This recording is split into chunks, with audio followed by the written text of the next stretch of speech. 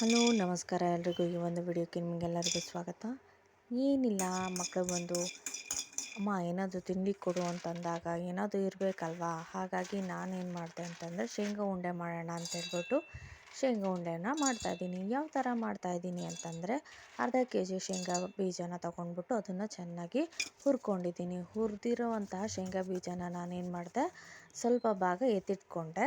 ಹಾಗೆ ಉಳಿದಿರೋ ಭಾಗನ ನಾನು ಮಿಕ್ಸಿಗೆ ಹಾಕಿ ತರಿಯಾಗಿ ಪುಡಿ ಮಾಡ್ಕೊಂಡಿದ್ದೀನಿ.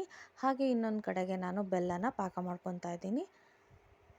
ಈಗ ತರಿಯಾಗಿ ಶೇಂಗಾ ಬೀಜನ ಪುಡಿ ಮಾಡಿಟ್ಕೊಂಡಿರ್ತೀವಲ್ಲ, ಅದಕ್ಕೆ ನಾನು ಉಳಿದಿರುವಂತಹ ಶೇಂಗಾ ಬೀಜನ ಸೇರಿಸ್ಬಿಟ್ಟು ಬೆಲ್ಲದ ಪಾಕ ಹಾಕಿ ಉಂಡೆ ಕಟ್ತಾಯಿದ್ದೀನಿ. ಪುಟ್ಟು ಉಂಡೆ ಕಟ್ತಾಯಿದ್ದೀನಿ. ಏನಕ್ಕೆ ಅಂತಂದರೆ ಚಿಕ್ಕ ಮಕ್ಕಳಿದಾರಲ್ಲ, ಪಾಪ್ಸ್ ಥರ ಇರಲಿ ಅಂತ ಹೇಳ್ಬಿಟ್ಟು ನಾನು ಚಿಕ್ಕದಾಗಿ ಉಂಡೆ ಕಟ್ತಾಯಿದ್ದೀನಿ. ಹಾಗೆ ಈ ಒಂದು ಉಂಡೆನ ನಾಗರ ಪಂಚಮಿ ಟೈಮ್ನಲ್ಲಿ ಮಾಡ್ತಾರೆ. ಬರೀ ನಾಗರ ಪಂಚಮಿ ಟೈಮ್ನಲ್ಲಿ ಮಾತ್ರ ಮಾಡಬೇಕಾ, ಬೇರೆ ದಿನ ಮಾಡಬಾರ್ದಾ ಅಂತ ಏನಿಲ್ಲ. ಪ್ರತಿ ಸರಿ ಮಕ್ಳಿಗೆ ಕೇಳಿದಾಗೆಲ್ಲ ರುಚಿಯಾಗಿ ಕೊಡುವಂತಹ ಪಾಪ್ಸ್ ಮಾಡಿಕೊಂಡು ತಿನ್ಬೋದಲ್ವ. ಹಾಗಾಗಿ ಉಂಡೆನ ಮಾಡಿದೆ. ನಿಮಗೂ ಕೂಡ ಇಷ್ಟ ಆಗಿದೆ ಅಂತ ಅಂದ್ಕೊತೀನಿ. ಮತ್ತೊಂದು ವಿಡಿಯೋದಲ್ಲಿ ಸಿಗೋಣ. ತಿಂದ ತಕ್ಷಣ ಕುಣಿದಾಡ್ಬಿಡ್ಬೇಕು ಆ ಥರ ಇರುವಂಥ ಪಾಪ್ಸ್ ರೆಡಿಯಾಗಿದೆ.